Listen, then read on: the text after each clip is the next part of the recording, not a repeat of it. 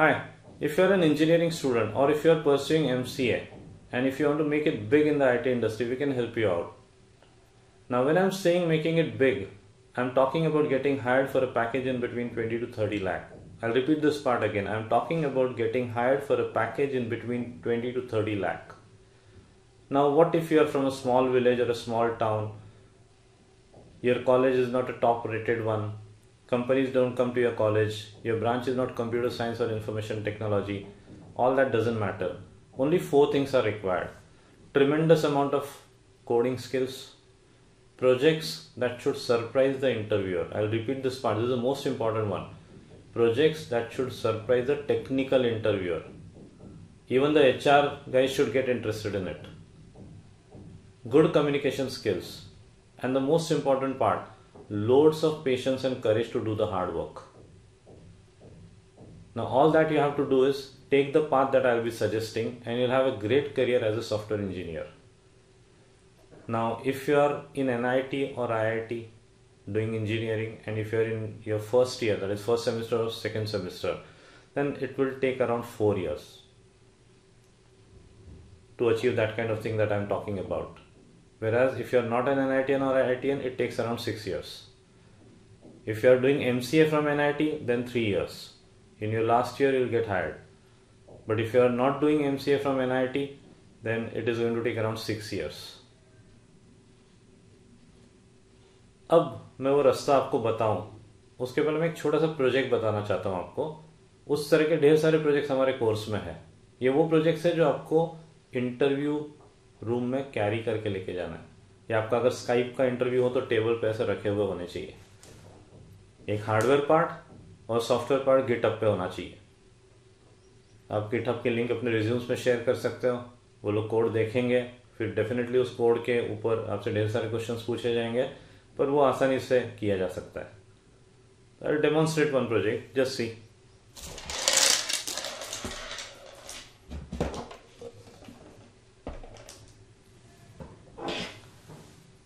ये एक IoT device है.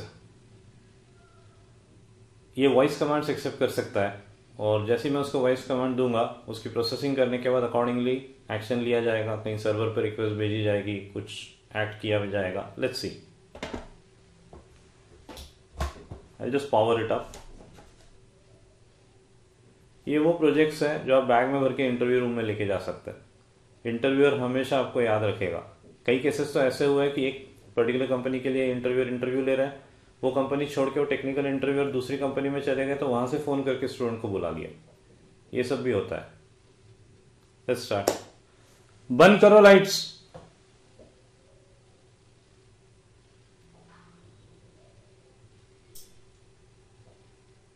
Lights have been switched off.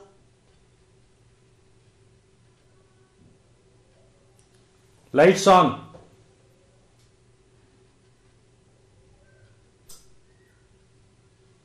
Lights are now on.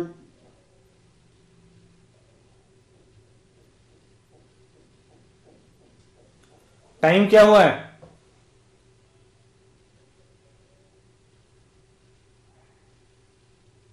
It is 11 hours 56 minutes and 2 seconds.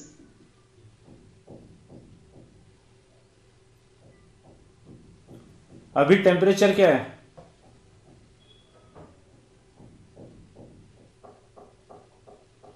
Getting temperature data. It is 31 degrees.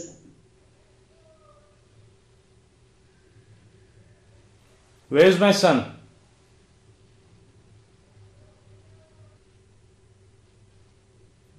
Looking for your son.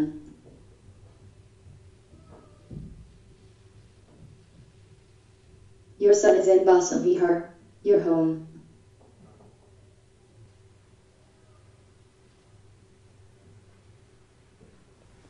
मैं घर आ रहा हूं. Send a message to your family.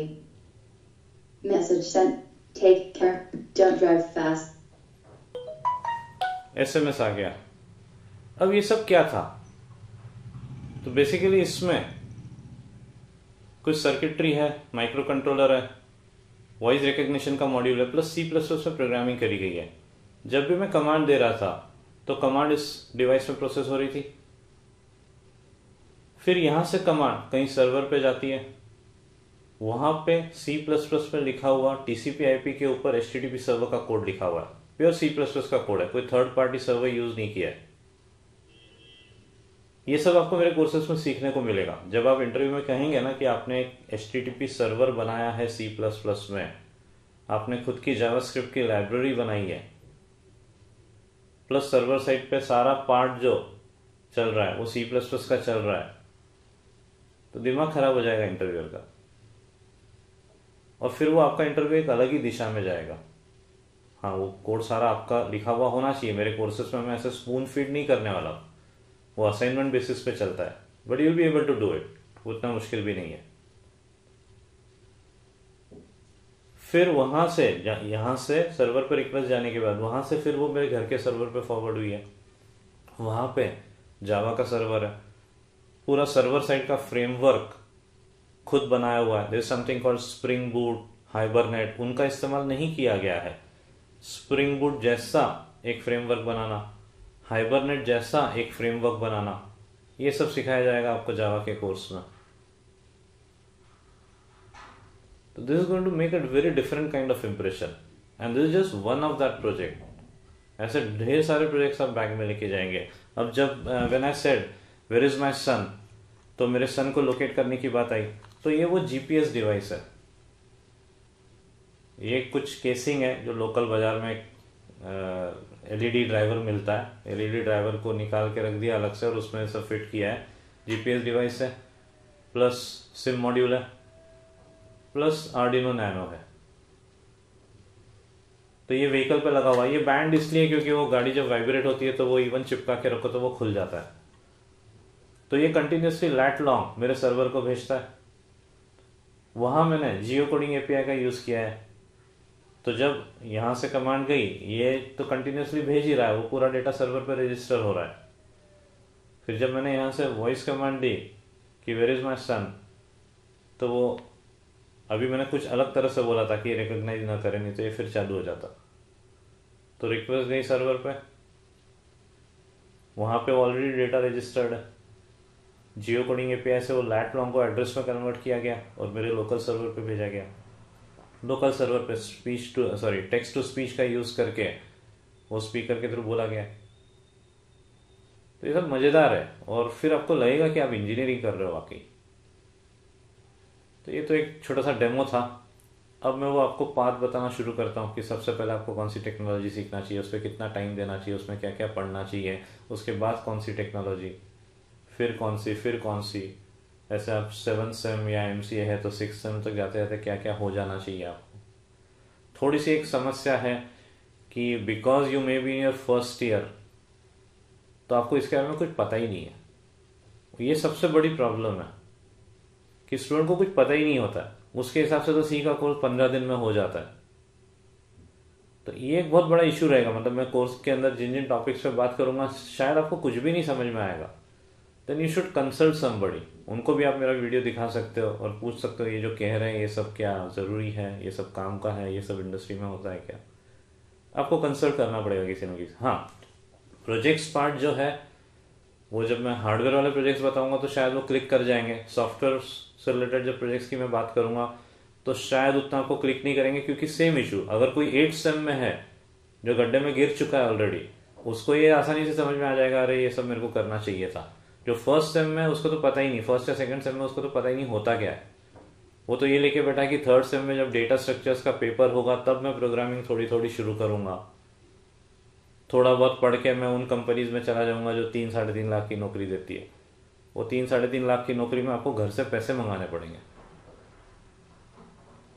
तो वो सब senseless है। तो आप वीडियो देखिए, समझ में आ गया तो ठीक, नहीं तो किसी से कंसल्ट कीजिए उनको ये वीडियो दिखा के कि this will be beneficial for me और not, and yes lot of hard work is required. So let's start. Now the next big question, which should be your first programming language? Well, no second thoughts on that. आपको C से ही अपनी programming शुरू करना चाहिए। C should be your first programming language. अगर कोई आपसे कह रहा है कि भाई पाइथन सीख लो, फटाफट आ जाएगी, सिंपल है, हाई लेवल लैंग्वेज है, तो ये सब बेवकूफ़ बनाने के धंधे हैं। अगर आपने पाइथन से खेल शुरू किया तो आप बर्बादी के रास्ते पे चल पड़ोगे। लिटरली मैंने स्टूडेंट्स को सब कुछ वेस्ट करते हुए देखा है because they chose Python as their first programming language. Intelligent students होते हुए भी they end up being copy pasters. हाँ, आई एडमिट कि आप शो ऑफ बहुत कर सकते हो, उधर से 10 लाइन का कोड कॉपी पेस्ट किया, उधर से 10 लाइन का कोड कॉपी पेस्ट किया, इमेज प्रोसेसिंग का एल्गोरिदम प्रोजेक्ट बना के दिखा दिया, देखो ये इमेज आइडेंटिफाई कर रहा है। जैसे मैं भी कर सकता था, मैंने आपको वो आईओटी डिवाइस का जो डेमो दिया उसकी जगह मैं ऐसा कर सकता था कि कैमरा के सामने एक फ़ोटो रखी तो वहाँ लिखा हुआ आ गया अमिताभ बच्चन, फ़ोटो आइडेंटिफाई कर ली। I could have done all that, पर वो सब बेवकूफ़ बनाने के धंधे, वो सब कॉपी पेस्ट का काम है, सारे कोड्स अवेलेबल है उसके। हमको इंजीनियरिंग करना है, आगे 40 साल का करियर है, न जाने कैसी कैसी टेक्नोलॉजीज अपने सामने आएंगी, सब सी के ऊपर बने हुए रैपर्स रहते हैं और एक विजन होना चाहिए कि पीछे क्या हो रहा है। भले ही हम वो ना करें but we should know. Finally हमको अच्छा टीम लीडर बनना है। वो जो 20 लाख 30 लाख की मैं बात कर रहा हूँ वो इतना आसान नहीं है, वो सिर्फ कोडिंग से नहीं मिलने वाला, उसके स्टेजेस है अलग। We need to be a very good system designer. तो वो सब नहीं हो पाएगा if you start with Python just because कि सी में वो 10 लाइन का कोड लिखना पड़ता है, पाइथन में 1 लाइन से काम हो जाता है, इसलिए पाइथन से खेल शुरू करते हैं, सी को नहीं हाथ लगाते। तो ऐसा नहीं है, पाइथन भी बहुत डिफिकल्ट है और वो इम्प्लीमेंट करने वाला होना चाहिए। तो सी से शुरू करें, पहले ग्राउंड बेसिक्स, कंपाइलर क्या होता है, इंटरप्रेटर इन्वॉल्व नहीं है but you should know what is the difference between compiler and N interpreter. Top down approach क्या होता है, बॉटम टॉप अप्रोच क्या होता है, हेडर फाइल क्यों इंक्लूड करते हैं, प्रोटोटाइप्स क्या होते हैं, लाइब्रेरी क्या होती है, उसके बाद इनपुट आउटपुट से related functions, if else, switch case, loop implement करने के अलग अलग तरीके हैं, अरे। फिर जब अरे का टॉपिक हो जाए तो समझ लीजिए कि आप 1000 एग्जाम्पल्स कर सकते हैं। उनसे आप 1000 करिए पर ढेर सारे एग्जाम्पल, सॉर्टिंग के एल्गोरिथम्स इंप्लीमेंट करना आना चाहिए जैसे आपका अरे का टॉपिक हो जाए। अरे के टॉपिक के बाद फंक्शंस, फंक्शन के बाद binary system, bitwise operations, memory management क्या होता है, कैसे मेमोरी कब एलोकेट करी जाती है, कब रिलीज करी जाती है, ओएस का क्या रोल रहता है उसमें। उसके बाद कैरेक्टर्स, फिर स्ट्रिंग्स। स्ट्रिंग्स का जब टॉपिक पढ़ रहे हैं तो you should learn how to create a library, you should create your own set of functions, string handling function, जो बने बनाए उनको रेप्लिकेट करने की कोशिश करो, कैसे स्ट्रिंग लेंथ बना हुआ है। पॉइंटर्स का टॉपिक भी होना चाहिए उसके लिए। ना the best part is pointers एक बहुत ही सिंपल टॉपिक है, मतलब मेरे यहाँ के स्टूडेंट्स तो मरते हैं कि हमको इंटरव्यू पॉइंटर्स के ऊपर पूछे सवाल। बहुत बहुत ही सिंपल है, you just need to speak properly. अगर आपने ढंग से बातें कर ली कि यहाँ पॉइंटर की बात करिए कि पॉइंटर जिसको पॉइंट कर रहा है उसकी बात करिए, या यहाँ पॉइंटर की बात करिए कि पॉइंटर में जिसका एड्रेस है उसकी बात करिए, बस इतने से सिंपल से सेंटेंसेस आ जाए आपको बोलना, तो ये तो बहुत सिंपल है। होता ये है कि वो लूप के लॉजिक नहीं लिख पाते स्टूडेंट और बदनाम पॉइंटर को करते हैं कि पॉइंटर बहुत डिफिकल्ट है।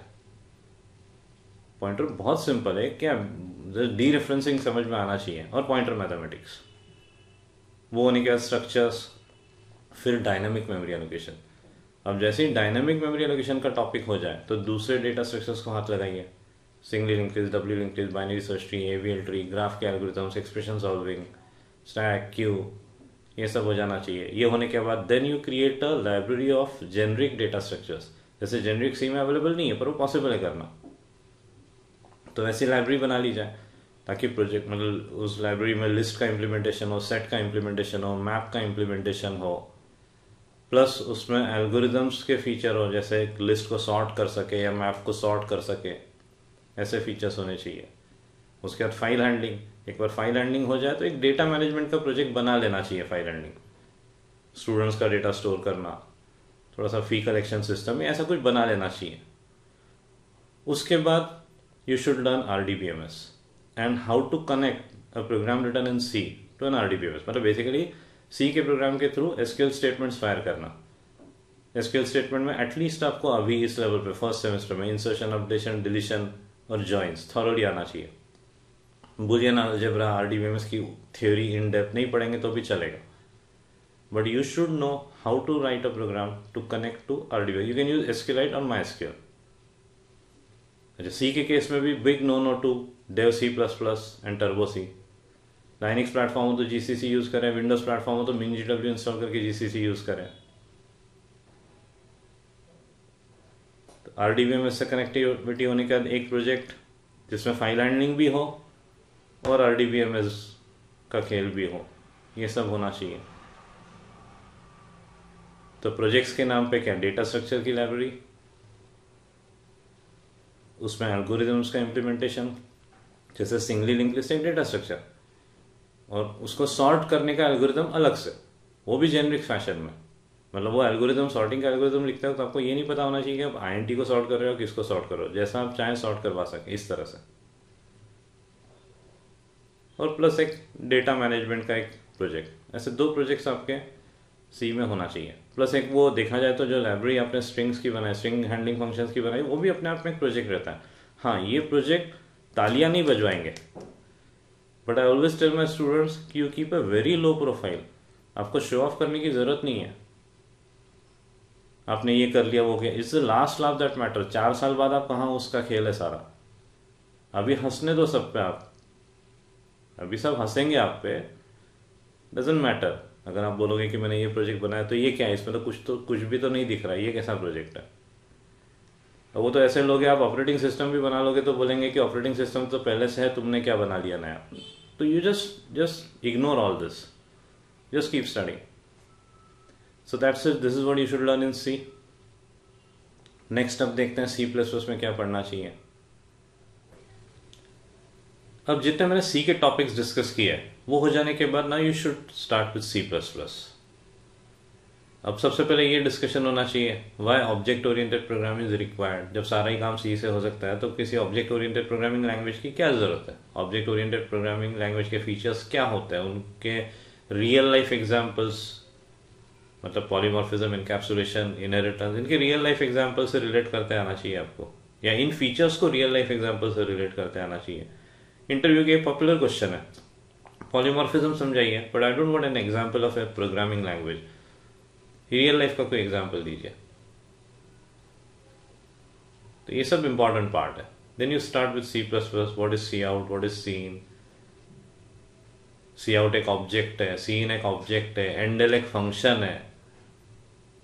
ग्राउंड बेसिक्स है, ये सब सी के ऊपर बने हुए रैपर्स है। सी आउट के पीछे प्रिंटफ में जो फंक्शनैलिटी यूज करी है वही यूज हो रही है, बस लाइफ आसान करने के लिए सी आउट। सीन, आपको फॉर्मेट स्पेसिफायर से याद रखने की जरूरत नहीं है, सीन के केस में एम्परसेंड अप्लाई करने की जरूरत नहीं है। तो you should know all this. मतलब ऐसा नहीं होना चाहिए कि आप C++ के नाम पे क्लास बना रहे हो और उसमें फैक्टोरियल का कोड लिख रहे हो और सोच रहे हैं कि आपको आप C++ इम्प्लीमेंट कर रहे हैं। बहुत इडियाटिक देखा है मैंने। ये सब तब होता है जब कोई सोचता है कि मैं सी सीखे बगैर C++ सीख लूंगा। मेरा तो ये कहना रहता है कि अगर आप किसी को कह रहे हैं कि भाई सी सीखने की जरूरत नहीं, डायरेक्ट C++ सीख रहे हो, तो आप एक बहुत बड़ा पाप कर रहे हैं। मेरा तो ये मानना है,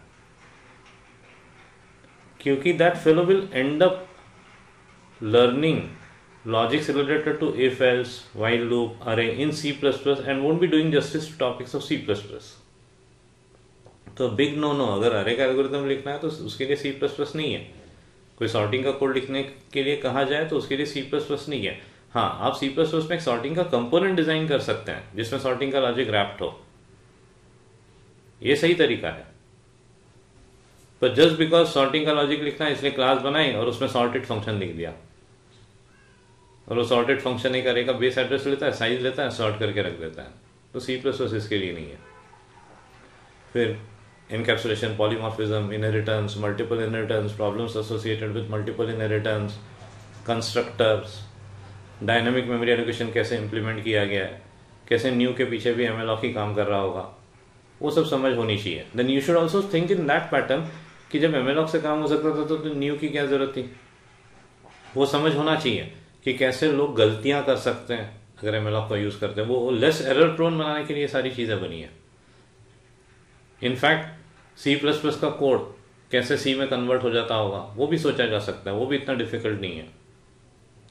अलग अलग प्रकार के constructors, constructor execution sequence in case of inheritance, उसके बाद operator overloading, that is like the crux of everything. मतलब ट्रिमेंडस फीचर्स पुट अप किए जा सकते हैं एक बार आपने ऑपरेटर ओवरलोडिंग ढंग से सीख ली तो। फिर जो स्ट्रिंग बनी बनाई क्लास है उसका रेप्लिका बनाने की कोशिश करिए। ऐसा कुछ बनाने की कोशिश करिए कि एक स्ट्रिंग मेमोरी में कभी रिपीट ना हो। ऐसा कुछ डेटा स्ट्रक्चर का इम्प्लीमेंटेशन हो सकता है। फिर जो आपने जेनरिक डेटा स्ट्रक्चर्स की लाइब्रेरी बनाई थी वैसी की वैसी C++ में अवेलेबल है, standard template library. In out आपको उसके बारे में पता होना चाहिए। कॉम्पिटिटिव कोडिंग में it's very helpful, project development में इट्स वेरी हेल्पफुल। और जैसे फॉर एग्जांपल आपने फॉरवर्ड लिस्ट का एग्जांपल बनाया, then you try to create an example of list. जैसे फॉरवर्ड लिस्ट बनी है, जैसे उसमें आइटरेटर्स का फीचर है, वैसा का वैसे C++ का एक कंपोनेंट बनाने की कोशिश करना चाहिए। भाई डेटा स्ट्रक्चर तो आपको पता है, बस उसको C++ में कैसे डिजाइन करना, कैसे ऑब्जेक्ट ओरिएंटेड फैशन में डिजाइन करना, वो आपको सीखना चाहिए।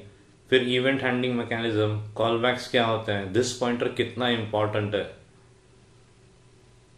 Event handling mechanism is very very important.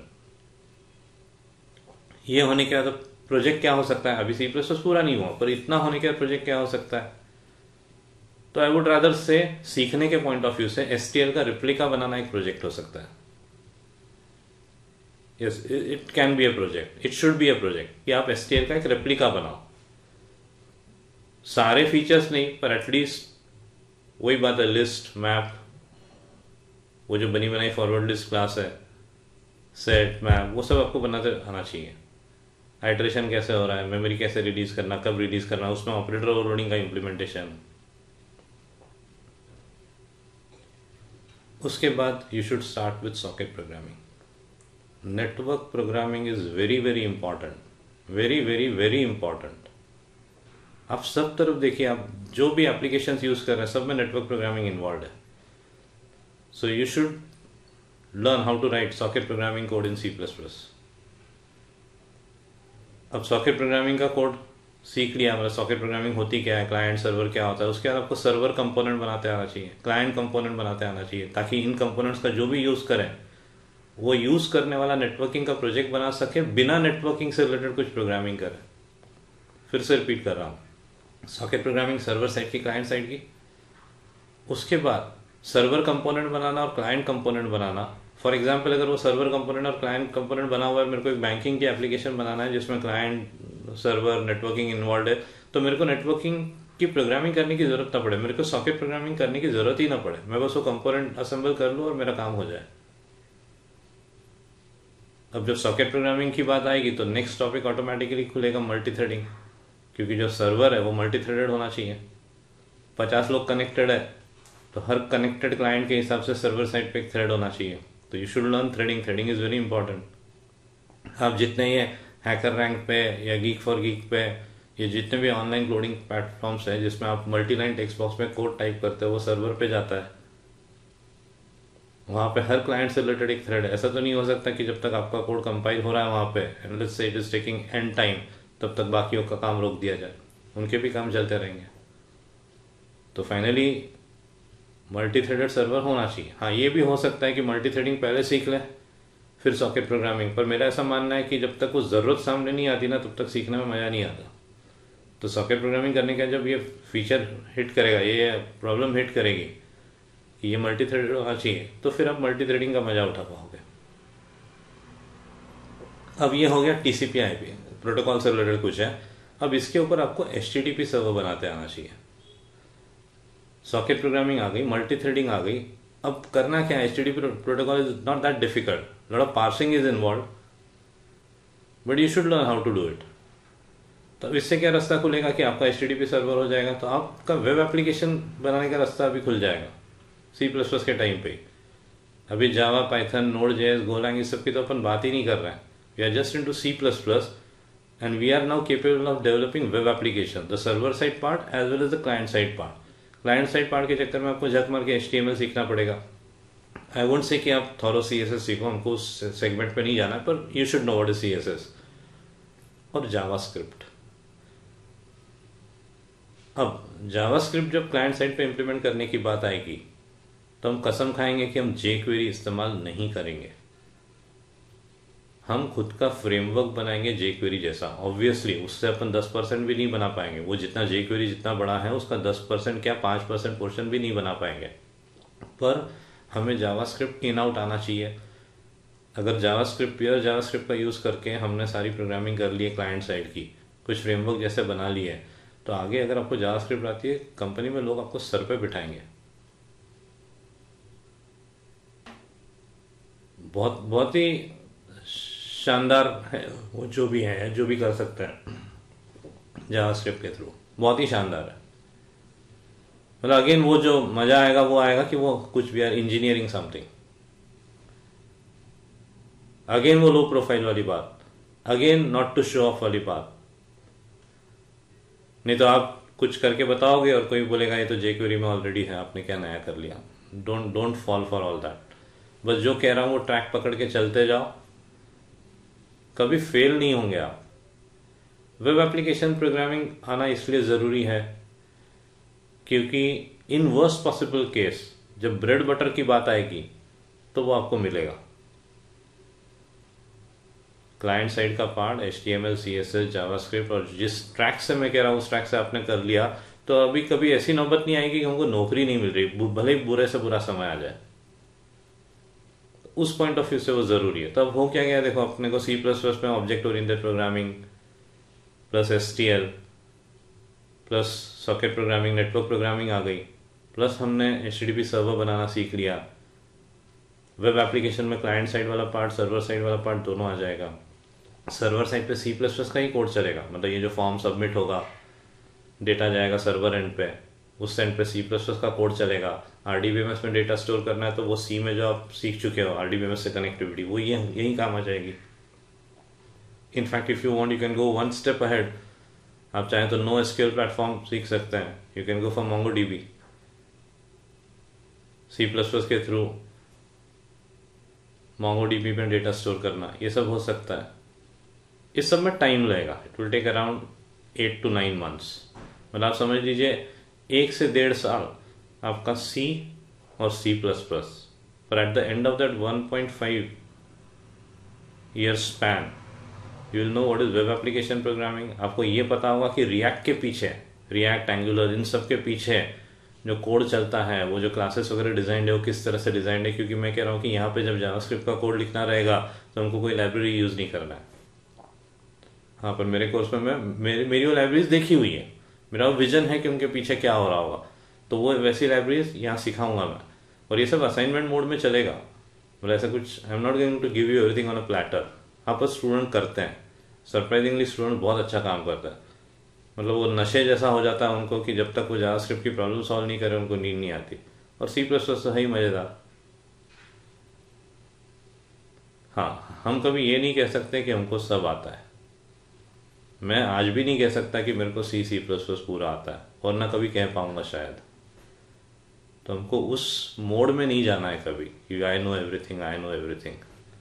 हाँ, मुझे क्या पता है कि इंटरव्यूअर किस एंगल से देखेगा और आपको सिलेक्ट करेगा, आपके पास क्या क्या टूल्स होने चाहिए, ये मुझे पता है। मैं ये नहीं कह रहा हूँ कि मैं आपको पूरा C सिखाने की बात कर रहा हूँ, nobody can teach you that. बस मेरी ये इच्छा है कि you stay away from Python for initial learning curve. Python से दूर रहो, ML से दूर रहो, AI से दूर रहो। ये सब बिना C++ के भी कॉपी पेस्ट करके सीखा जा सकता है, लोगों को इम्प्रेस किया जा सकता है। पर जब आप हायर एंड के इंटरव्यू पे पहुंचोगे तो उनको पता है कि ये सब कैसे होता है। वो आपको लिटरली छील देंगे, मतलब परेशान हो जाओगे आप। ML, AI, पाइथन ये सब होना चाहिए बाद में, और वो भी मैं बताऊंगा कि किस तरह से होना चाहिए, ताकि इंटरव्यू के टाइम पे आप सामने वाला ये ना कहे कि आपने कॉपी पेस्ट किया है। मतलब मेरे कोर्सेज का सबसे बड़ा फीडबैक जो मेरे को मिलता है स्टूडेंट्स से, स्टूडेंट जब कंपनी में जाते हैं तो साथ वालों के साथ जब परफॉर्म करते हैं तो फीडबैक वो ये देते हैं कि ये लोग ये कहते हैं कि आपने वो सीखा है जो वाकई सीखना चाहिए। दैट इज द बिगेस्ट, मतलब मैं क्या कहूँ, it's kind of a biggest gift that I get back from the students when they tell me कि हमको ये रिस्पॉन्स मिलता है कि तुमने वो सीखा है जो वाकई सीखना चाहिए। सो दैट्स इट। अब देखते हैं next thing that you should go for is Java. अब नेक्स्ट क्या सीखे?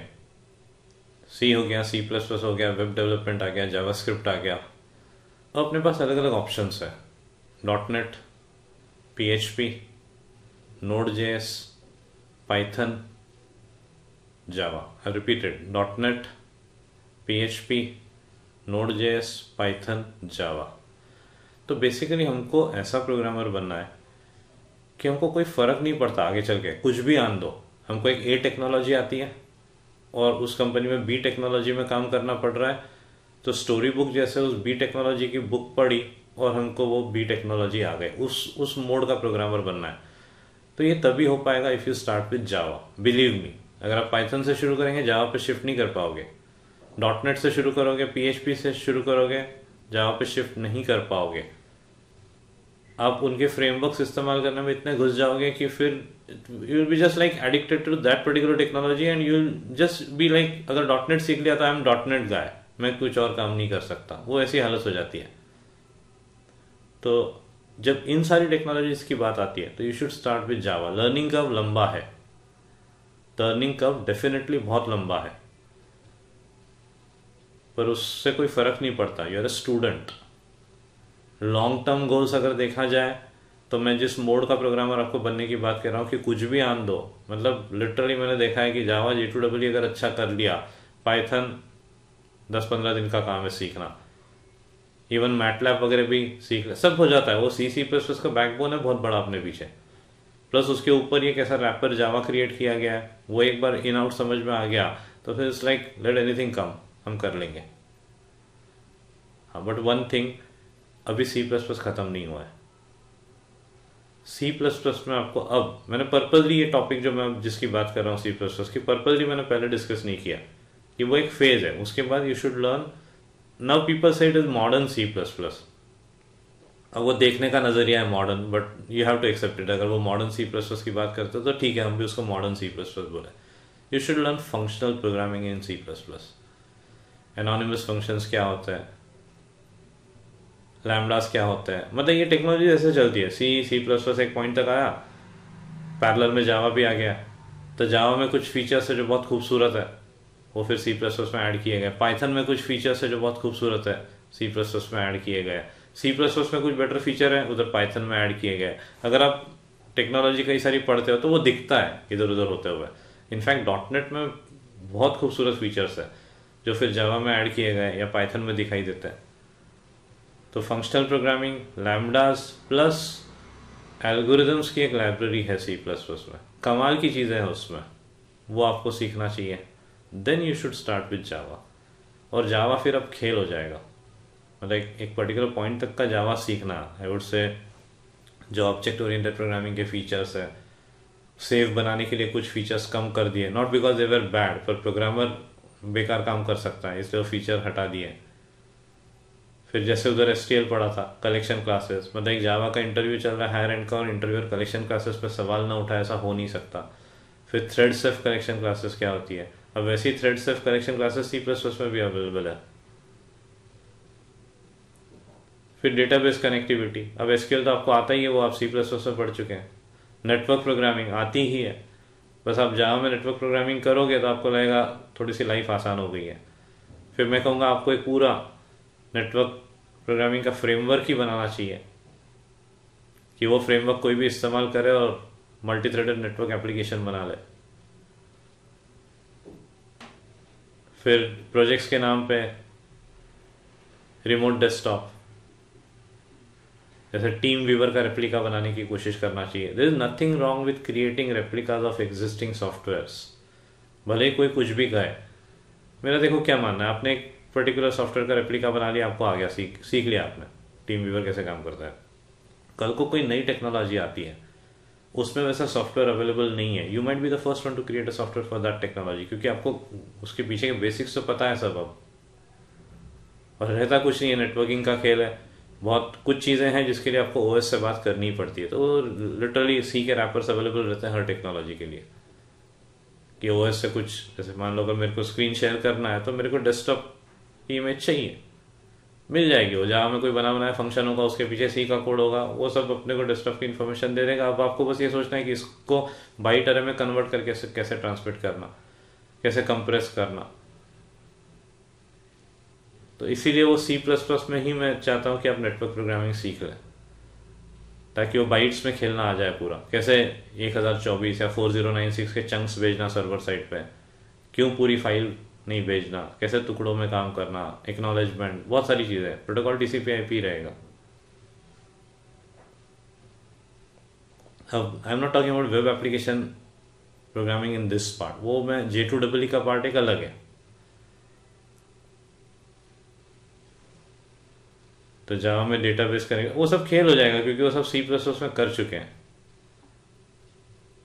तो network programming, database programming, projects के नाम पे मेरा कहना है कि आप नेटवर्क फ्रेमवर्क प्लस आप रिफ्लेक्शन API सीखना चाहिए आपको।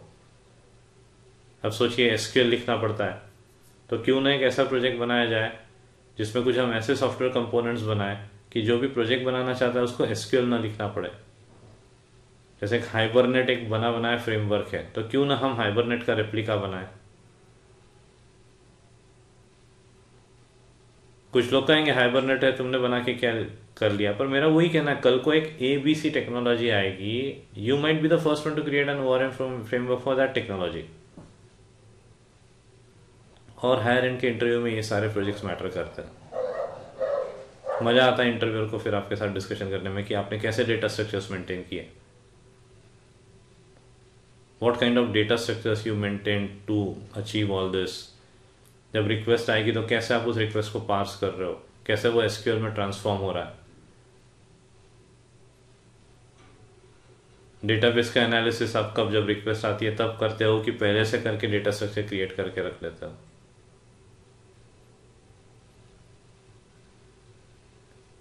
फिर एट द सेम टाइम जब आपका जावा चल रहा है, you should start with IoT में आपको क्या क्या पढ़ना चाहिए मैं अभी नहीं, वो अलग से डिस्कस करूंगा, but you should start with IoT। फिर IoT डिवाइसेस से communication over serial port, over wifi network, वो सब बातें होनी चाहिए। जो IoT का पूरा फ्रेमवर्क है या IoT का जो पूरा सेटअप है, उसके लिए अगर मान लो कमांड सेंटर जैसा क्रिएट करना है तो या तो C++ में या जावा में क्रिएट करना चाहिए। इसके बाद you should start with J2EE। अब ये जो जावा पे मैंने जो डिस्कशन किया, दैट टेक्स अराउंड 6 months, 6 महीने में ये हो जाता है, because most of the part you have already studied in C++। यहाँ सब सिंटैक्टिकल डिफरेंसेस प्लस क्या क्या कट डाउन किया गया है, प्लस ढेर सारा रटना पड़ेगा क्लासेस से रिलेटेड, ये बनी बनाई क्लासेस की ये मेथड, स्ट्रीम्स के बारे में थोड़ा सा पढ़ना पड़ेगा, जैसे something called parallelism, multi threading तो है ही। तो मल्टी थ्रेडिंग तो जितना आपने C++ पे पढ़ा उससे कम कोड लिख के मल्टी थ्रेडिंग यहाँ हो जाएगी। टॉपिक्स वही रहेंगे, कुछ नहीं बदलने वाला, वही सिंक्रोनाइजेशन, वही कम्युनिकेशन बिटवीन थ्रेड, सब वही रहेगा। बस वहाँ पे सीमाफोर के टर्म्स में बात करेंगे और यहाँ पे ये सीमाफोर वाला वर्ड हट जाएगा, उसकी जगह एक जगह बस सिंक्रोनाइज लिख दो और काम हो गया। इट्स लाइक खेल हो जाएगा ये सब करना। अब जो आपने मेहनत पहले कर रखी है 1.5 साल, उसके बाद ये सब लिटरली खेल हो जाएगा। Next you have to move on to J2EE, और J2EE के बाद तो फिर कुछ भी आन दो, कुछ भी आन दो, लिटरली डजंट मैटर, पाइथन आन दो, Node.js आन दो, कुछ भी आन दो, आप आराम से पढ़ लोगे। सो that's it for Java part. Now let's discuss कि J2EE में आपको क्या क्या करना चाहिए। नेक्स्ट अब J2EE की बात करते हैं, जावा टू एंटरप्राइज एडिशन। इसमें हमको 20 साल का सफर तय करना है, या 20-25 साल आई वुड से। मतलब मैं ये कह रहा हूं कि अभी भी कोई बैंकिंग की एप्लीकेशन हो सकती है जो 1995 में बनी हुई है जावा में और चल रही है वैसे की वैसे, और हो सकता है आपको उस पर काम करना पड़े। तो पूरा 20-25 साल का सफर हमको तय करना है, वो सब मैं करवाता हूँ। सबसे पहले वेब एप्लीकेशन बनाना इन डर्टीएस्ट पॉसिबल वे, मतलब तरीका अब डर्टीएस्ट है, पहले ऑप्शन ही नहीं था। HTML servlet, HTML servlet, HTML servlet, HTML servlet, यही स्टोरी थी। और तब ऐसे प्रोग्रामर्स हुआ करते थे जो थोड़ी सी वेब डिजाइनिंग भी कर लेते थे और प्रोग्रामिंग भी करते थे। उसके बाद जो ड्रामेटिक चेंजेस आए वेब यूजर इंटरफेस में, तो ये प्रैक्टिकली इम्पॉसिबल हो गया मैनेज करना कि एक प्रोग्रामर डिजाइनर भी हो सकता है। तो डिजाइनर एक सेपरेट एंटिटी है, प्रोग्रामर एक सेपरेट एंटिटी है। डिज़ाइनर प्रोग्रामर नहीं बन सकता, प्रोग्रामर डिज़ाइनर नहीं बन सकता, पर दोनों को मिलके ही काम करना है किसी तरह से। तो फिर JSP, creating tags support libraries या using existing tags support libraries, JSTL का यूज़, JSTL में जो टैग्स बने हुए वैसे के वैसे टैग्स बनाना सीखना। तो इन सब चीज़ों का इस्तेमाल करके वेब एप्लीकेशन बनाना। यहाँ पे फिर now you can use jQuery। JavaScript तो आपको आती है, बिना jQuery के आप सब काम कर चुके हो, वही काम फिर इधर करने पर jQuery का यूज़ करके करेंगे। और फाइनली इंडस्ट्री में तो jQuery यूज़ होना है, तो jQuery तो आना चाहिए। यू कैन नॉट से कि मैं jQuery का इस्तेमाल करके इंडस्ट्री में प्रोजेक्ट बना। That was the learning curve that we went through. इसका मतलब ये नहीं कि हम यही ढोल पीटते रहें कि हम jQuery इस्तेमाल नहीं करेंगे, हम तो खुद का framework, that will be wastage of time and money. हाँ, हमको वो इन आउट आना चाहिए, इसलिए पहले हमने बिना jQuery के काम किया। पर हम ये फोर्सफुली नहीं कह रहे कि नहीं jQuery इस्तेमाल करना बुरी बात है, हम ये तो कह ही नहीं रहे हो, तो कमाल की चीज़ हो, तो इस्तेमाल करना चाहिए। हमको एज ए स्टूडेंट सब आना चाहिए, हमको इंटरव्यू क्रैक करते आना चाहिए। कल को हम अगर टीम लीड बने तो हमको कोई बेवकूफ़ ना बनाए, हमको पता होना चाहिए jQuery के पीछे काम क्या हो रहा है। उस पॉइंट ऑफ व्यू से बिना jQuery के काम करना ज़रूरी था। फिर JSP टैग्स और ये सब होने के बाद एजाक्स पे बात आएगी। अब initially you should be able to write code related to Ajax without using jQuery, पर ये कोड मैं आपको पहले C++ में सिखा चुका हूँ, तो कोई बहुत बड़ा इशू ही नहीं है। मतलब एजाक्स में वहाँ पे C++ की प्रोग्रामिंग करते वक्त ही आपको सिखा चुका हूँ, तो यहाँ तो अब वो खेल हो जाएगा। jQuery में जैसा डॉलर फंक्शन है वैसा उधर एक $$ नाम का फंक्शन मैं बनवाता हूँ। Yes, dollar is a function. ये होने के बाद हमारा सफ़र कैसा रहा? पहले डर्टीएस्ट पॉसिबल प्रोग्रामिंग, फिर JSP वगैरह का यूज़ करके डिज़ाइनर और प्रोग्रामर के बीच का गैप कैसे कम किया जा सकता है, वो पार्ट आया। फिर एजाक्स वाला पार्ट, फिर बूटस्ट्रैप क्या होता है, कैसे रिस्पॉन्सिव वेब पेजेस बनाए जा सकते हैं। हमको ज़्यादा उसमें डेप्थ में नहीं जाना है, because we don't want to be objective designer बनना नहीं है, but we should know everything about it. फिर सर्वर साइड के लिए एक वेब सर्विसेज का फ्रेमवर्क बनाना। यहाँ मैं बात कर रहा हूँ स्प्रिंग बूट का रेप्लिका बनाने की। मैं कह रहा हूँ स्प्रिंग बूट का रेप्लिका बनाना है, तो पहले स्प्रिंग बूट का रेप्लिका बनाएंगे और फिर स्प्रिंग बूट सीखेंगे। तो स्प्रिंग बूट सीखना खेल हो जाता है। मतलब मेरे कोर्सेज में ऐसा चलता है कि स्प्रिंग बूट का रेप्लिका बनाने का पूरा खेल असाइनमेंट मोड में चलता है। एक बार रिफ्लेक्शन API पहले ही जावा में हो चुका है, उसके बाद स्प्रिंग बूट भी मैं असाइनमेंट मोड में चलाता हूँ एक पर्टिकुलर पॉइंट तक का सिखा के। वो जो एनोटेशंस मैं कहता हूँ ये 5 एनोटेशन है आज आपको सीखना है, तो वो आराम से सीख लेते हैं क्योंकि वो एनोटेशन पहले डिज़ाइन कर चुके होते हैं हम। फिर ORM फ्रेमवर्क जो सीख चुके हैं उसको यूटिलाइज करना। फिर क्लाइंट साइड पे एंगुलर वाला पार्ट, एंगुलर के बाद रिएक्ट। ये पूरा J2EE का course, again it takes around 8 months। अगर कोई रोज 2-2, 3-3 घंटे काम ना करे तो 1 साल भी लग सकता है। तो HTML, JavaScript servlets, then JSP, tags, custom tags, उसके बाद jQuery, सर्वर साइड पे वेब सर्विसेज का फ्रेमवर्क, फिर स्प्रिंग बूट, अपना वेब सर्विसेज का फ्रेमवर्क हटा के स्प्रिंग बूट। पर इंटरव्यू के लिए वेब सर्विसेज का फ्रेमवर्क एक प्रोजेक्ट है। फिर ये सब होने के बाद ई कॉमर्स की साइट बनाना चाहिए। You should be aware of ये कैप्चाज वगैरह कैसे बनते हैं, पेमेंट गेटवे को कैसे इंटीग्रेट किया जाता है, ये सब आना चाहिए। फिर इसको डिप्लॉय कैसे किया जाता है। मतलब मैं तो स्टूडेंट्स के पीछे पड़ जाता हूँ, ये आपने अपने लोकल मशीन पे बना लिया, अब किसी फ्री के सर्वर पे इसको डिप्लॉय करो। पहले बहुत परेशानी आती है, रोज वो मैसेज भेजते हैं कि नहीं हो रहा है, जस्ट स्टे बिहाइंड इट, और वो हो जाता है फाइनली। बहुत सारे फ्री के सर्वर्स अवेलेबल रहते हैं। फिर इन टॉपिक से रिलेटेड गिटहब पे ये सारे प्रोजेक्ट्स गिटहब पे अपलोडेड होना चाहिए, ताकि जब आप रिज्यूम दो किसी को तो उसमें सब गिटहब के लिंक्स होनी चाहिए। तो आपको कॉल करने से आपको कॉल करना भी है कि नहीं करना है, ये डिसाइड करने के लिए हो सकता है वो गिटहब की सारी लिंक्स विजिट करें। मैं तो इवन ये भी एनकरेज करता हूँ कि कुछ टॉपिक्स के आप ब्लॉग लिखिए, वो पार्ट भी इफेक्टिव है, कम्युनिकेशन स्किल्स बढ़ जाते हैं, हाउ टू मतलब ग्रामर का कैसे ध्यान रखना, वो सब बातें भी इम्पॉर्टेंट है। तो now we have what under our belt, C++, jQuery, web application development, JavaScript, sorry not jQuery, JavaScript, jQuery, Angular, React, web services framework, ORM framework, spring boot, हाँ, और स्प्रिंग बूट के साथ फिर JPA, जावा persistence API, फिर वो hibernate की बात आ जाएगी, वो भी आ गया। इतनी सारी चीज़ें हमको आती है, और आती है मतलब वो चूंकि असाइनमेंट मोड में चलेगी तो वो झक मार के जो भी आप करोगे ना वो याद रहेगा। वैसे स्पून फीडिंग जैसे मैं कोड नहीं लेने वाला हूँ कि ये कोड हो गया ये कर लो, मतलब आप परेशान ही रहोगे, पर इवेंचुअली उस सब के फायदे आपको आगे दिखाई देंगे।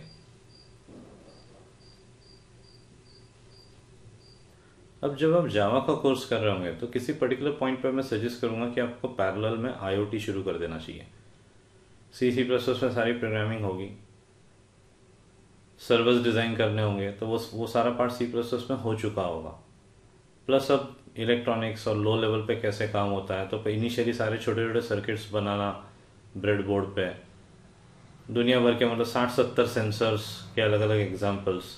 इनिशियली तो ऐसा लगेगा कि ये सब बनाया हम क्या कर रहे हैं, पर वो बेस बनाने के लिए ज़रूरी है कि हमको प्रोडक्ट क्या बनाना है, हम क्या कर सकते हैं या क्या करना चाहिए।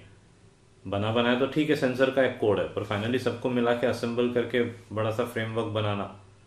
तो जो पहला प्रोजेक्ट होगा वो अपने घर में जो बोर्ड रहता है, जो स्विचेस रहते हैं जिसको हम ऑपरेट करना है, उसको रिप्लेस करना एक स्मार्ट बोर्ड से। So I show you, this will be your first project.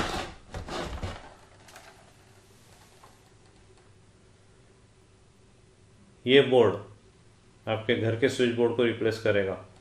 ये 6 स्विचेस है, मतलब 6 डिवाइसेस कंट्रोल किए जा सकते हैं। ये फैन स्पीड के लिए, तो ये कलर इस तरह से इसलिए रखा है क्योंकि ये ट्यूबलाइट ये लाइट के लिए है, एक ये 3 पिन सॉकेट के लिए, और ये फैन के लिए, और ये पोटेंशियोमीटर फैन स्पीड कंट्रोल करने के लिए। इसका जो इंटरनल बना है वो एक जनरल पर्पस सर्किट बोर्ड जो आता है उस पे बना है।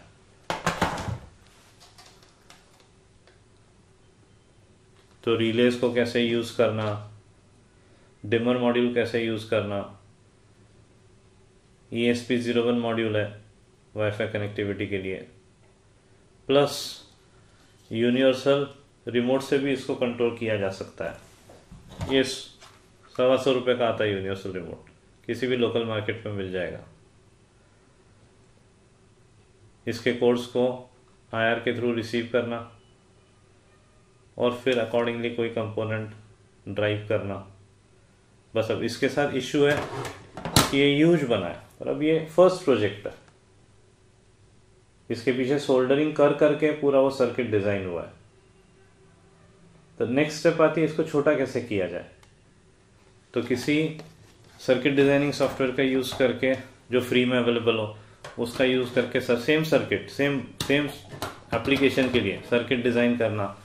फिर general purpose copper clad PCB आती है, उस पर प्रिंट करना। तो ये सब मैं सिखाऊंगा कि कैसे क्या केमिकल्स यूज करना, क्या प्रोसेस होगी, या ये अलग अलग प्रकार से कैसे बनाया जा सकता है। सेम है वो, उसका 1/3 वर्जन हो गया है। इसमें हेडर पिन्स है रिलेज वगैरह कनेक्ट करने के लिए, डिमर मॉड्यूल कनेक्ट करने के लिए, पर अब वो जो इतना बड़ा बोर्ड है उसकी जगह उसके आधे साइज के बोर्ड में ये सब फिट हो जाएगा। उसके बाद ऐसे बोर्ड्स बनने के बाद इनको कंट्रोल करने के लिए या इन तक रिक्वेस्ट पहुंचाने के लिए, जैसे फॉर एग्जांपल अपन मोबाइल से ऑपरेट करना चाहते हैं, तो मैं मोबाइल से एक सेंट्रलाइज लोकेशन पे रिक्वेस्ट जाएगी, वो एक हब जैसा होगा, वहाँ से रिस्पेक्टिव IoT डिवाइस तक रिक्वेस्ट ट्रांसमिट करी जाएगी। तो ये वो पार्ट है। ये जो जनरल पर्पस सर्किट बोर्ड आपने अभी देखा, उसके पीछे इस तरह से सोल्डरिंग कर करके, और ये सब स्टूडेंट्स करते हैं सरप्राइजिंगली, मतलब घंटों तक लगे रहता है। फिर इसको कैसे अगेन छोटा करना, तो इसको छोटा करके ये इस तरह के बॉक्स में डाल दिया। ये अब हब का काम करेगा। बस कहीं भी प्लग इन करके लटका दो पूरे घर में, कहीं भी, प्लेस इट एनीवेयर। फिर मोबाइल से इससे ये बस एक राउटर से कनेक्ट हो जाना चाहिए, एक वाईफाई राउटर रिक्वायर्ड है, या वो नहीं भी होगा तो भी काम हो जाएगा, क्योंकि हर IoT डिवाइस में वाईफाई मॉड्यूल लग सकता है। तो बस उतना है कि उसमें फिर वो 1-to-1 कनेक्टिविटी करनी पड़ती है, और राउटर होगा तो एक तरह से पूरा नेटवर्क बन जाएगा।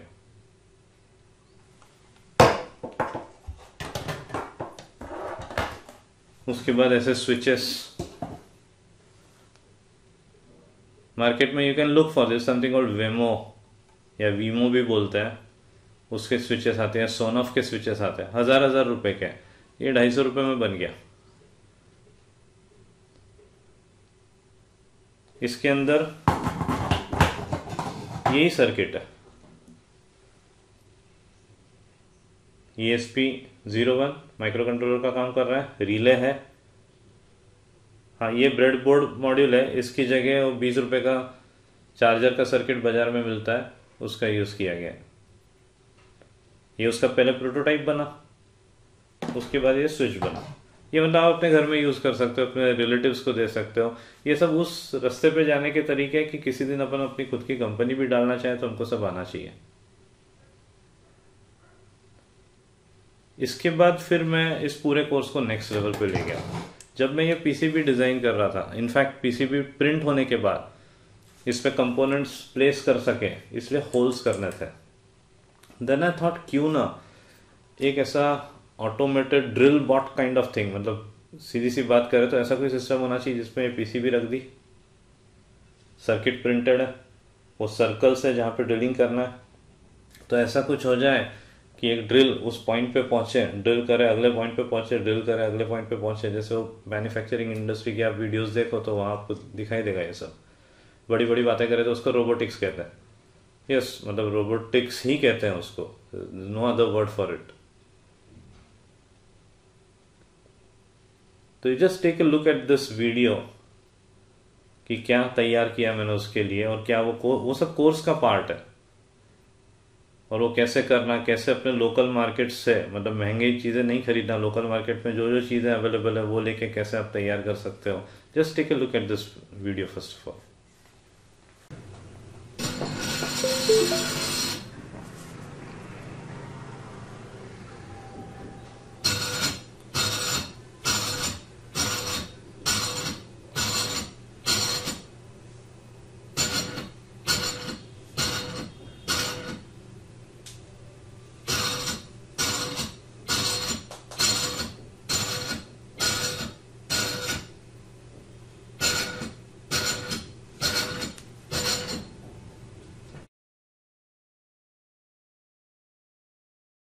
अब वीडियो में जो आपने देखा वो एक बेस तैयार किया गया, बीच में स्टेपर मोटर है, एक्चुएटर जैसा काम किया है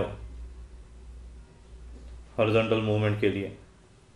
अब सोचिए इसी को फ्लिप कर दिया जाए और 90 डिग्रीज पे रोटेट कर दिया जाए तो इस एक्सिस के लिए मिल जाएगा कि ये पीसीबी है, ये आगे हो रही है, और एक यूनिट इस तरह से मूव कर रहा है, और एक यूनिट जिसपे वो मोटर लगी हुई है जिसका काम है ड्रिलिंग का, उसमें एक्चुएटर इस तरह से काम कर रहा है। तो सबसे पहले पीसीबी रखी, कैमरा लगा हुआ है जिसने इमेज ली, पीछे कुछ इमेज प्रोसेसिंग का कोड चला, वो इमेज प्रोसेसिंग का कोड मैंने नहीं लिखा है, वो बना बनाया मिल जाता है, उसको बस फाइन ट्यून करना पड़ता है अपने हिसाब से। तो मेरी रिक्वायरमेंट होल्स आइडेंटिफाई करना, तो that part I know how to fine tune it. तो बेसिक जो क्रक्स है, जो एल्गोरिथम है, वो कोई मैंने नहीं लिखा है, वो बनी बनाई लाइब्रेरीज मिलती है, तो उसका इस्तेमाल करके नेसेसरी डेटा स्ट्रक्चर बना लिया कोऑर्डिनेट्स का। फिर वो 3 स्टेपर मोटर्स है, एक इस डायरेक्शन के लिए एक्चुएट करने के लिए, एक इस डायरेक्शन के लिए, और एक वो ड्रिलिंग वाला पार्ट। अब वो जो है वो इतना जेनरिक बना दिया है मैंने, उसके पीछे का कोड भी इतना जेनरिक बना दिया है कि आप उसको किसी गेम के लिए भी यूज कर सकते हो। Think about it, chess board है, चेस पीसेस है, हर पीस को आइडेंटिफाई करने के लिए कुछ मार्क लगा हुआ है, कैमरा इन्वॉल्व है जो आराम से वो मार्क आइडेंटिफाई कर लेते हैं, मार्क के हिसाब से पता चल जाता है कि ये कौन सा पीस है। और ये जो भी आपने वीडियो में जो देखा, उसी को अगर उल्टा कर दिया जाए, ऊपर की तरफ एक्स और वाई एक्सिस पे 2 घूमेंगे, और एक पिक करने के लिए। एक यूनिट जो नीचे आएगा कोई एक्चुएटर बेस है, वो ड्रिलिंग के लिए मोटर जो लगी है उसकी जगह एक ऐसा यूनिट जो मैग्नेटाइज होगा, डीमैग्नेटाइज होगा, और हर पीस के टॉप पे कुछ मेटालिक होगा, तो उसका यूज करके उसको पिक करना, नई पोजीशन पे ले जाना। तो human being and machine playing chess.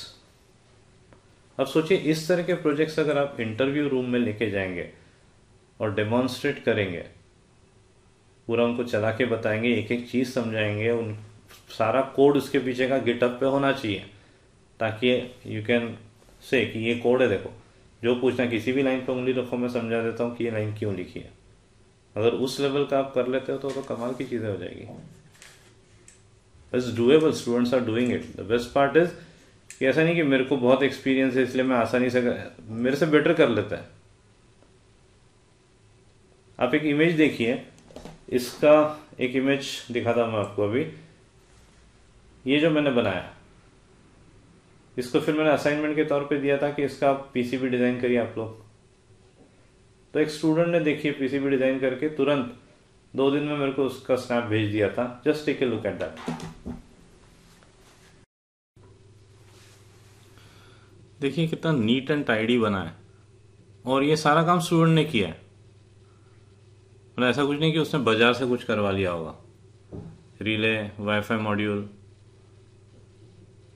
Voltage regulate करने की बात आई तो कैपेसिटर, ये नीचे रेगुलेटर लगा हुआ है, ये ऑप्टो कपलर, नेसेसरी रेजिस्टर्स,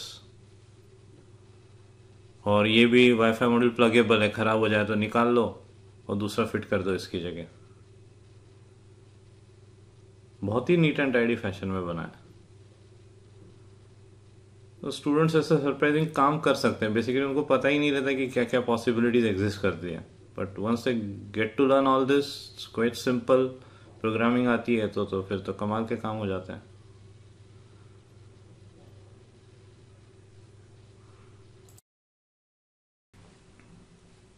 तो आप देखिए जो आपने इमेज अभी देखी, उसमें ऐसा लगता ही नहीं कि ये किसी स्टूडेंट ने बनाया। ऐसा होगा कि बाजार से बना बनाया खरीदा है। कोई विश्वास ही नहीं करेगा। इसीलिए मैं ये जो चीजें आपको मैंने दिखाई है, मैंने भी डिजाइन करते वक्त ध्यान रखा है कि वो बिल्कुल परफेक्ट नहीं होना चाहिए।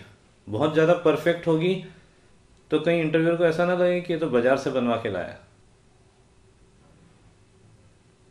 कहीं ना कहीं पर्पजली, मतलब वो जैसे टेप चिपका दी यहाँ पे, फिनिशिंग उतनी अच्छी नहीं होनी चाहिए, क्योंकि नहीं तो फिर वो मानने के लिए तैयार नहीं होंगे कि आपने बनाया। आपने तो बस बाजार से बनवा लिया होगा और पूरा रट लिया होगा कैसे समझाना है। So that should not happen.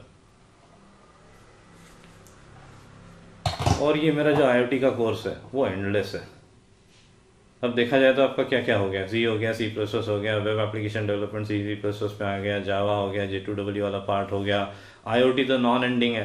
Parallel में जब उधर C में आप डायनामिक मेमोरी एलोकेशन पे पहुंच जाते हो तो एक फ्री का कोर्स है मेरा, DS algorithm and dynamic programming. वो तो आपको तभी से शुरू कर देना चाहिए कॉम्पिटिटिव कोडिंग के पॉइंट ऑफ व्यू से।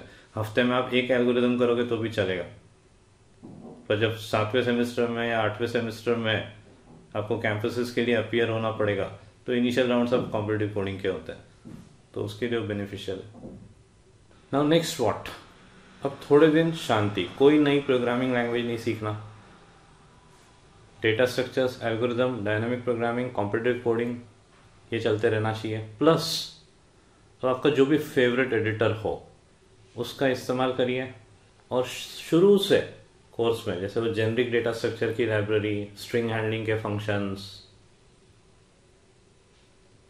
तो शुरू से जितने भी प्रोजेक्ट्स हैं उनकी लिस्ट बना लीजिए। हर एक के नीचे कम से कम 50 लाइन का एक पैराग्राफ टाइप कीजिए। चेक दैट आउट कि वो ग्रामेटिकली करेक्ट है कि नहीं, और फिर उसको स्क्रिप्ट जैसा रटना शुरू कर दीजिए। ज़्यादा फास्ट नहीं, ज़्यादा स्लो नहीं।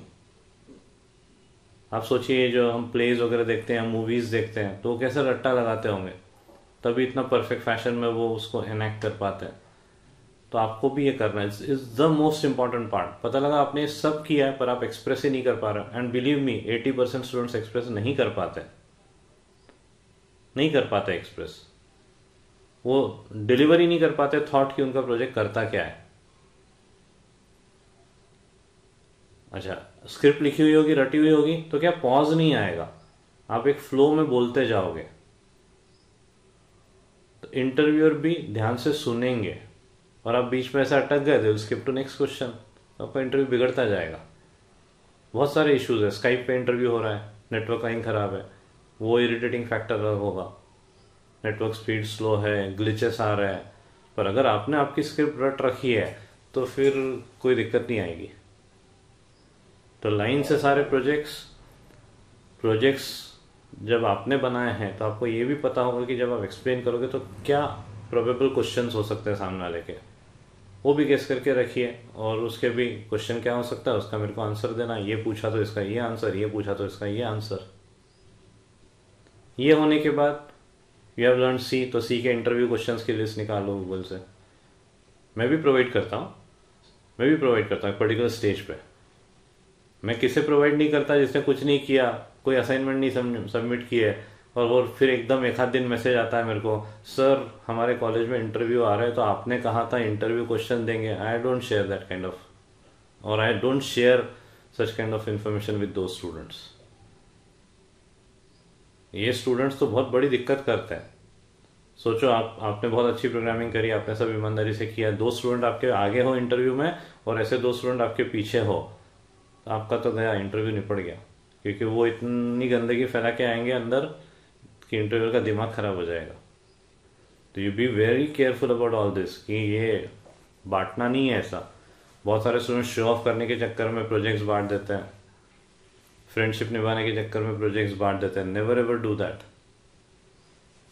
इंटरव्यू के टाइम पे बहुत दिक्कत आएगी। तो पहले प्रोजेक्ट्स का डिस्क्रिप्शन, फिर सी के इंटरव्यू क्वेश्चन, C++ के इंटरव्यू क्वेश्चंस, जो जो टेक्नोलॉजीज आपने पढ़ी है उसके इंटरव्यू क्वेश्चन। फिर आपकी ब्रांच के हिसाब से दो थ्योरी के सब्जेक्ट्स पकड़ लीजिए। फॉर एग्जांपल अगर कंप्यूटर साइंस है तो operating system and networking, RDBA में सबका स्ट्रांग होना चाहिए। मेजॉरिटी ऑफ टाइम्स मैंने देखा है कि I don't know why, I can not share that reason over here right now, but most of the times जब ऐसे मास रिक्रूटमेंट वाली कंपनीज होती है तो उसमें इंटरव्यूअर्स जो रहते हैं उन्होंने RDBMS पे बहुत काम करा हुआ रहता है, तो उससे रिलेटेड वो बहुत क्वेश्चंस पूछते हैं। तो जॉइंस, नॉर्मलाइजेशन के इंडियनाइज्ड वर्जन, जो आपको बुक में वर्जन्स मिलते हैं वो सब वो स्ट्रीट कोड, अपने यहाँ कहाँ स्ट्रीट कोड चलता है। तो वो जो भी नॉर्मलाइजेशन के एग्जाम्पल लोगे वो आप अपने इंडियनाइज्ड वर्जन, मतलब टेबल्स वगैरह जो बनाओगे उसमें जो टर्म्स इस्तेमाल करोगे एड्रेस के लिए, आप वो टर्म्स इस्तेमाल कीजिए जो इंडिया में चलता है। तो OS हो गया, नेटवर्किंग हो गया, RDBMS हो गया। अगर आपकी ब्रांच CS या IT नहीं है तो फिर जो भी आपके दो कोर सब्जेक्ट्स है, दो की थ्योरी, एक वो सवाल पूछेंगे आपका फेवरेट सब्जेक्ट क्या है, हो सकता है फिर उस पर क्वेश्चन ना पूछे, किसी और पे पूछे। हर ब्रांच के आगे दो ही रहते हैं जनरली, तो उसके सारे इंटरव्यू क्वेश्चंस वो भी टाइप करना है। ऐसा नहीं कि कहीं से प्रिंट आउट निकाल लिया, you just type it out. एक बार टाइप कर लो अपने हाथ से और फिर रटना चालू कर दो, ये क्वेश्चन तो ये आंसर, ये क्वेश्चन तो ये आंसर। हो सके तो वो जो सेट आंसर आपको गूगल से मिला है या मैंने जो दिया है उसकी जगह थोड़ा सा कुछ और दे सकते हो। एग्जाम्पल अगर उसमें कुछ है तो थोड़ा सा चेंज कर सकते हो उस एग्जाम्पल को, क्योंकि प्रॉब्लम है ना, दो आगे कैंडिडेट्स आपके, दो पीछे, वो भी सब लाइन से यही भाषा बोल रहे हैं, आप भी यही भाषा बोल रहे हैं, वुडंट मेक ए डिफरेंस। तो थोड़ा सा मैं जो इंटरव्यू क्वेश्चन शेयर करूंगा उसमें अगर कोई पर्टिकुलर एग्जाम्पल है तो आप उसको चेंज करके अपने हिसाब से कुछ रट सकते हो। तो प्रोजेक्ट्स के डिस्क्रिप्शन, उनको आईने के सामने खड़े रह के जोर जोर से बोलना है, रट्टा ही लगाना है। फिर इंटरव्यू क्वेश्चन जैसे एक्सप्लेन वर्चुअल पॉलीमॉर्फिज्म, 10 मिनट का अपने पास टेक्स्ट होना चाहिए बोलने के लिए बिना अटके, वो इंटरव्यू पार हो जाते हैं वैसे। उसके बाद HR के क्वेश्चन बहुत ही फिक्स सेट ऑफ क्वेश्चंस है, वो भी आप tell me something about yourself, आप करते रह जाओगे, क्या मतलब है, तो पूरा पैराग्राफ रट के रखिए। ये पार्ट इंपॉर्टेंट है। पता लगा सब आता है और आप वो इंटरव्यू क्रैक इसलिए नहीं कर पाए क्योंकि आप डिलीवर नहीं कर पाए अपने थॉट्स, आप कम्युनिकेट नहीं कर पाए, कम्युनिकेशन स्किल्स के इश्यूज दिखाई दिए इंटरव्यू में। तो ऐसा ना हो हो सकता है किसी को कुछ भी नहीं आता but he is a good communicator, वो सिलेक्ट हो जाए, फिर आप रोते रहोगे। Don't make sense. तो अब नेक्स्ट फेज ये सब तैयारी करना। अब इसमें थोड़ा सा आपको ML AI इससे रिलेटेड भी कुछ आना चाहिए।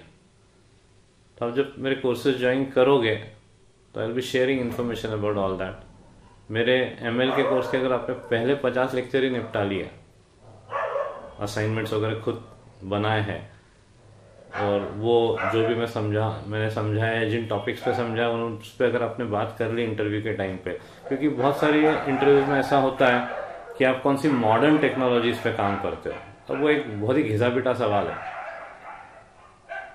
कि कौन सी, मतलब अगर आपने ML बोला तो आप मॉडर्न हो गए, आपने क्लाउड कंप्यूटिंग बोला तो आपको मॉडर्न टेक्नोलॉजीज का ज्ञान है, जबकि क्लाउड कंप्यूटिंग के नाम पे फिर हो क्या रहा है, आप सिर्फ सर्विसेज लिख रहे हो सुबह से शाम तक, जेसन आ रहा है जेसन जा रहा है, जेसन आ रहा है जेसन जा रहा है, पर कहने को है कि आप क्लाउड पे काम करते हो। बट क्या करें, अब वो आपको पढ़ना पड़ेगा मतलब आपको उसके बारे में इंटरव्यू क्वेश्चंस पढ़ने पड़ेंगे, आपको उस प्लेटफॉर्म के बारे में पता होना चाहिए, एटलीस्ट उस प्लेटफॉर्म के आर्किटेक्चर का आपका डायग्राम देखो कि क्लाउड कंप्यूटिंग मतलब एग्जैक्टली होता क्या है, क्या टर्मिनोलॉजीज इन्वॉल्व है, सॉफ्टवेयर एज अ प्लेटफॉर्म मतलब क्या, या सॉफ्टवेयर एज अ सर्विस मतलब क्या। मतलब मेरी इच्छा नहीं होती कभी ऐसे सिखाने की कि ये पढ़ लो बेवकूफ़ बनाने के लिए, पर वो मजबूरी है। कई बार क्या होता है कि किसी को एक लाइन का प्रोग्रामिंग का कोड, जावा का कोड कंपाइल करना नहीं आता, इंटरव्यू के पहले वो किससे पूछता है भाई जावा का कोड कंपाइल कैसे करते हैं, पर उसने बाकी चीज़ें रट रखी है तो उसका इंटरव्यू निकल जाता है, और जिसने ढेर सारे प्रोजेक्ट बना रखे और सब कुछ जिसको आता है उसका इंटरव्यू नहीं निकल पाता। क्यों? तो वो इस सवाल का जवाब नहीं दे पाया कि क्लाउड कंप्यूटिंग के बारे में कुछ नॉलेज है क्या, समझा, या ML में आपने क्या किया है, AI में आपने क्या किया है। और जिसने बस उसका रट्टा लगा रखा है, भले किया कुछ भी ना हो, बड़े बड़े जैसे I have a list of terms which I can say right now, list of library जैसे इधर है, जो मैं अभी बोलूंगा तो ऐसा लगेगा वाह क्या मशीन लर्निंग और AI के ऊपर बातें हो गई, पर वो बेवकूफ बनाने के काम है। I am never in that favour, पर वो एक सेट आप रखना। जनरली मैंने देखा है बहुत, जैसे गूगल वगैरह के इंटरव्यू में ये सब फैक्टर्स नहीं होते, मतलब आपको अगर क्लाउड कंप्यूटिंग के बारे में नहीं पता तो कोई दिक्कत नहीं है। गूगल के इंटरव्यू में आपने कॉम्पिटिटिव कोडिंग, कॉम्प्लेक्सिटी की थ्योरीज और जिन प्रोजेक्ट्स पे आप काम कर चुके हैं उनके बारे में इन्फॉर्मेशन बराबर डिलीवर कर दी तो हो जाता है। वहाँ ये दिक्कत नहीं आएगी कि आपको मॉडर्न टेक्नोलॉजी नहीं आती इसलिए आपको सिलेक्ट नहीं कर रहा है, पर बहुत सारी जगह ऐसा होता है। So you have to be prepared for that too. आपको तो सबके लिए प्रिपेयर्ड रहना है। तो ये इंटरव्यू प्रिपरेशन की पूरी प्रोसेस है। नेक्स्ट फेज, अब आपने इंटरव्यू की प्रिपरेशन कर ली, आपका सिलेक्शन हो गया, now you have to be very very careful. Bond sign नहीं करना है। अगर कोई बॉन्ड वाली कंपनी है तो आपको ज्वाइन नहीं करना है। एक बात आप अपने दिमाग में आप फिट कर लीजिए, आपने सब जब मेरे कोर्सेज कर रहे हैं और सब में आप परफॉर्म कर पाए हो, असाइनमेंट जमा कर पाए हो, तो you start believing in yourself कि आपको आता है। I am not saying be over confident. मैं आपको ये नहीं कह रहा हूँ कि किसी कंपनी में कोई 10 साल काम कर रहा है तो उससे ज़्यादा आपको आता है, पर ये ट्रैक लेके मत चलिए कि मैं ये ज्वाइन करूंगा कंपनी तो मेरे को कुछ सीखने को मिलेगा। नहीं मिलेगा, 1 साल तक कुछ नहीं। क्या सीखने को मिलेगा ज़्यादा से ज़्यादा? How to use an ID, और रिपोजिटरी क्या होती है, वहाँ से फेच कैसे करना, वहाँ सबमिट कैसे करना। अदर देन दैट आप सोचेंगे मेरे को कुछ सीखने को मिलेगा, तो नहीं मिलेगा, वो सब हो चुका है। आप फाइनली मेरे को फीडबैक ये दोगे कि जितना यहाँ 4 साल में सीखा वहाँ उतना 10 साल में भी नहीं हो पा रहा है। एक ही काम रहेगा, रिपोजिटरी से एग्जिस्टिंग मॉड्यूल्स लेना, नए फीचर्स उसमें ऐड करना। नथिंग रॉन्ग विद दैट, वो उनका काम है, वो उससे वो बिजनेस करते हैं और आपको पैसा देते हैं। पर don't sign a bond thinking that you will get to learn something. मेरे को तो ये पूरी प्रोसेस ही इडियोटिक लगती है। DS के दुनिया भर के सवाल पूछ लिए, डायनामिक प्रोग्रामिंग के दुनिया भर के सवाल पूछ लिए, ग्राफ के अजीब अजीब एल्गोरिथम पूछ लिए, प्रोजेक्ट्स उनको रॉकेट साइंस चाहिए, और फिर पैकेज 3.5 लाख का दे रहे हैं। Doesn't make sense. जिसको ये सब आता है वो क्यों 3.5 लाख की नौकरी एक्सेप्ट करेगा, या क्यों वहां पे रहेगा फाइनली? एक पता नहीं क्यों पूछता है ऐसा सब। आई कैन नॉट, मतलब शायद वो माइक्रोसॉफ्ट का इंटरव्यू क्वेश्चन है तो फिर वो मेरा भी इंटरव्यू क्वेश्चन होना चाहिए, भले ही मैं पे कर रहा हूँ 2 लाख की सैलरी पर ईयर। पर हमारे भी क्वेश्चंस माइक्रोसॉफ्ट से मैच करना चाहिए, शायद ऐसा कुछ रहता होगा, आई don't no. So you should not fall for that. ऐसे कई सारे केसेस हुए हैं, स्टूडेंट ने दिया, पहले बॉन्ड के बारे में नहीं बताया गया, फिर बाद में बॉन्ड की बात करी गई, स्टूडेंट ने मना कर दिया तो उसको बहुत लताड़ा गया, मतलब रुला दिया उसको। वो भी एडमेंट था, ये तक कहा गया कि आप क्या कर लोगे लाइफ में, इससे ज़्यादा क्या आपको मिल जाएगा। आज 2 साल हो गए, वो 20 लाख पे बैठा है, 20 लाख का पैकेज है उसका। 2-3 कंपनियां स्विच करी उसने 2 साल में, उसका पैकेज 20 लाख का है। काम सब जगह एक जैसा ही रहता है लगभग, किसी की ज़्यादा पे करने की कैपेसिटी है और कोई पे करना नहीं चाहता। मेरे को जो समझाना है, मेरे को तो स्टूडेंट से मतलब है। ठीक है, स्टूडेंट मैं कहता हूँ जब वो कंपनी ज्वाइन करे 8 घंटे उसने ईमानदारी से काम करना चाहिए, पर अगर वो आपसे 17 घंटे काम करवा रहा है, दैट्स वेरी बैड। आप पढ़ाई कब करोगे अगली? बस ये 4 लाख 5 लाख की नौकरी मिल गई हो गया सब, आप तो स्विच ही नहीं कर पाओगे कभी। आप में स्किल्स होते हुए भी नहीं स्विच कर पाओगे, टाइम ही नहीं मिलेगा पढ़ाई का। फिर एक बार कंफर्ट जोन में चले गए, फैमिली हो गई, देन सब प्रॉब्लमैटिक है, you will never ever switch. तो आपको इस बात का बहुत ध्यान रखना है कि ठीक है नौकरी लग गई, पर कंटिन्यूसली पढ़ते रहना है और सोचिए ये सैलरी डबल कैसे हो स्विच करके। फिर एक पर्टिकुलर पॉइंट पे आप जब पहुंच जाएंगे, इंडिया के हिसाब से मान लो 2 साल के एक्सपीरियंस प्रोग्रामर को मैक्सिमम इतना मिल सकता है, इससे ज़्यादा मिल ही नहीं सकता। उस पॉइंट पे आप प्लेटो पे पहुंच गए तो फिर आपको शांति रखनी पड़ेगी, then you can not do anything about it. Otherwise continuously आपकी एक ही थॉट प्रोसेस होनी चाहिए, मैं मेरी सैलरी डबल कैसे करूं।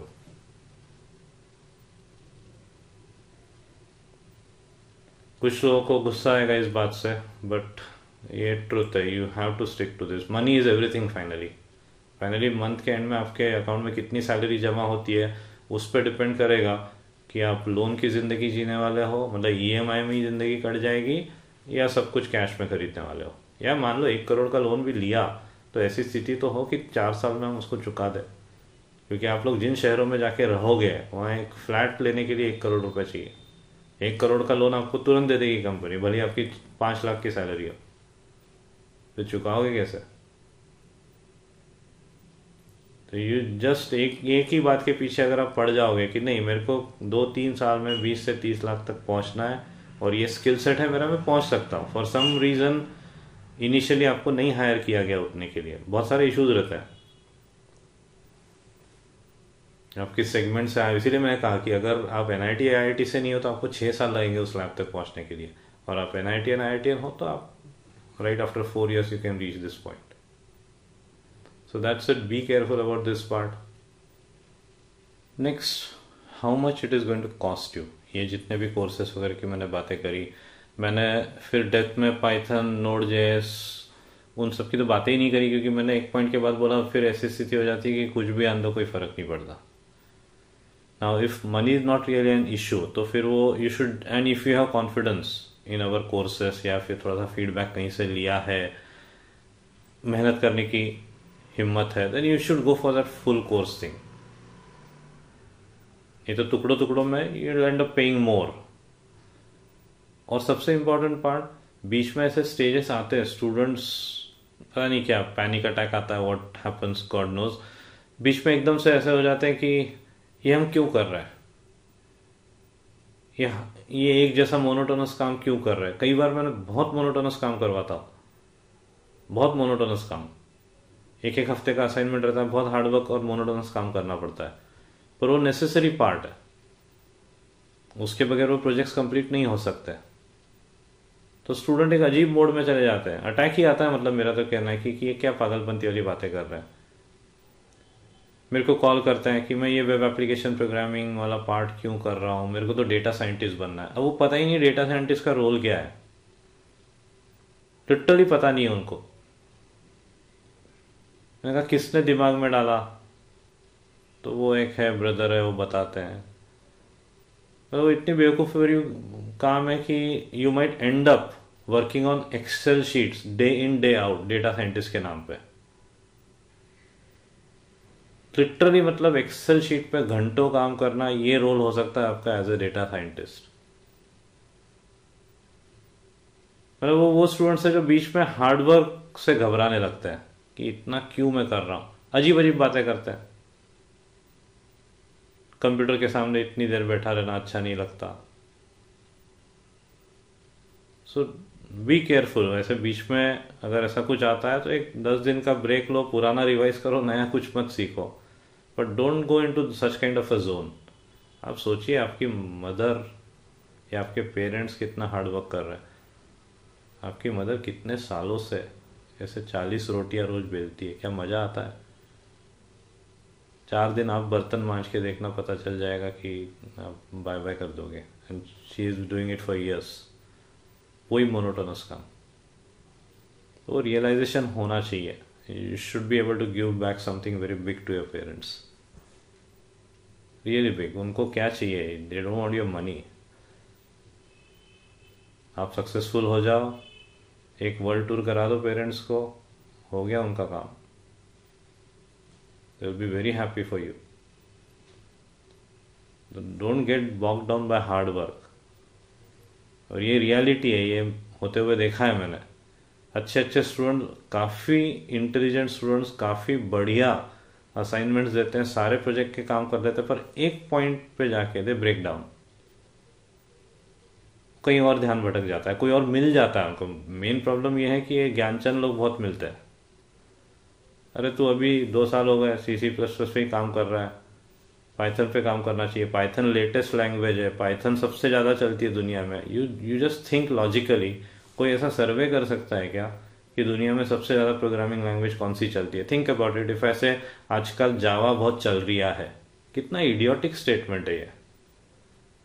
आई mean no position to do such kind of a survey. In fact nobody is in such kind of a position to do such kind of a survey की क्या ज़्यादा चल रहा है। अगर ऐसी बात है तो थोड़ा सा गेम प्रोग्रामिंग वाली जो कंपनीज है ना, उनकी रिक्वायरमेंट देखिए, दिमाग खराब हो जाएगा। C++ math, C++ math, nothing more than that. Salary करोड़ों में। एनवीडिया ग्राफिक्स, देखिए उनकी रिक्वायरमेंट क्या रहती है। As a programmer, physics, math, C++। हाँ, पर मैं आपको वो ट्रैक पकड़ने के लिए नहीं बोलूँगा, because in India no such thing of that kind happens. फिर उसके लिए आपको मास्टर्स वगैरह करने बाहर जाना पड़ेगा, और वो फिर एक अलग ही लेवल का दिमाग और हार्डवर्क चाहिए।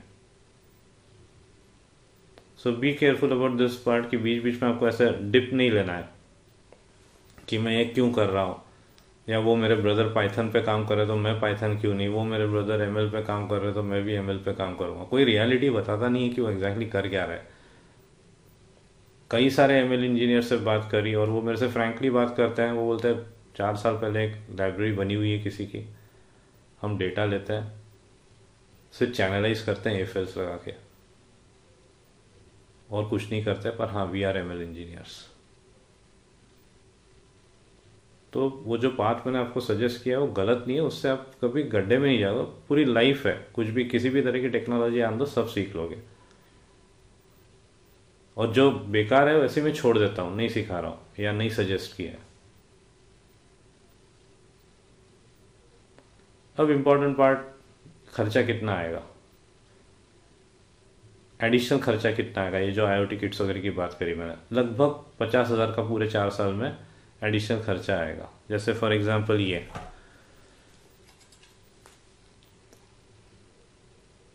Quad core with integrated NVIDIA GPU, AI for IoT, कमाल के प्रोजेक्ट्स बन सकते हैं इससे। ये CPU है,